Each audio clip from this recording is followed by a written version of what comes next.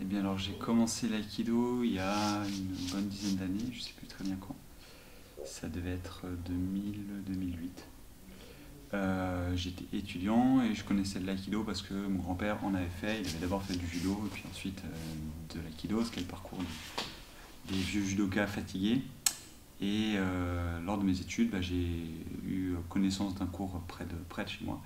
Et donc je m'y suis rendu et donc je suis tombé sur Gaël Smith qui était un élève d'Alain. Voilà. D'accord. Et alors, et pourquoi continues-tu aujourd'hui? Eh bien, c'est une bonne question. Mm. Aujourd'hui, je continue parce que c'est une étude, c'est un art et on a envie de pousser l'étude un petit peu le plus loin possible parce qu'elle nous permet d'avoir un retour assez juste sur nous-mêmes et puis tout simplement parce que c'est plaisant. Quand je commence à plus trop pratiquer, il y a un petit peu, ça me démange. Donc c'est quelque chose qu'on apprécie faire et qui donne du bien-être. Donc c'est pour ça que je continue. Et alors, plus concrètement, du coup, quand tu es sur le tatami, qu'est-ce que tu cherches pendant la pratique?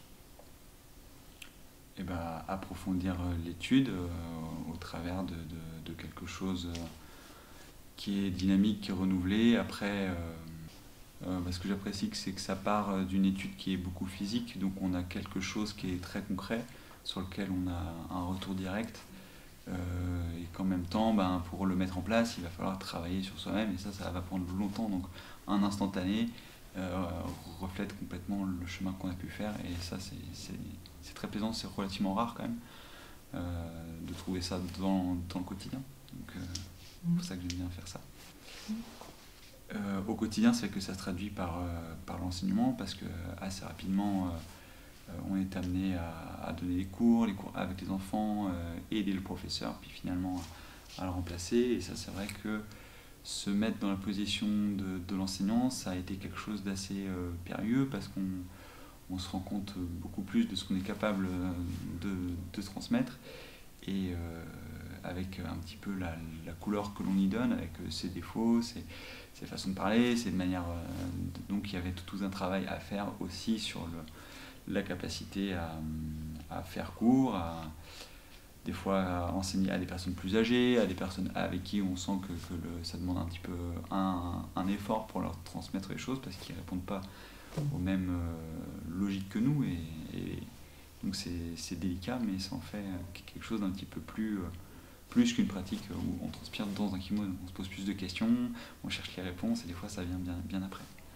Quant à la pratique, donc le côté on peut pratiquer l'aïkido dans son dojo avec ses élèves, avec tout ce monde-là, mais il y a aussi les stages et c'est l'occasion aussi de croiser beaucoup de gens qui n'ont pas forcément les mêmes axes d'études, les axes de recherche.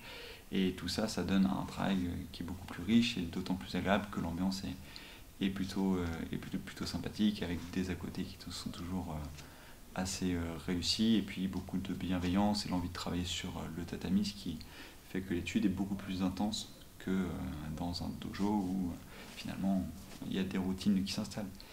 Les stages, ça mélange tout et ça dynamise, c'est bien.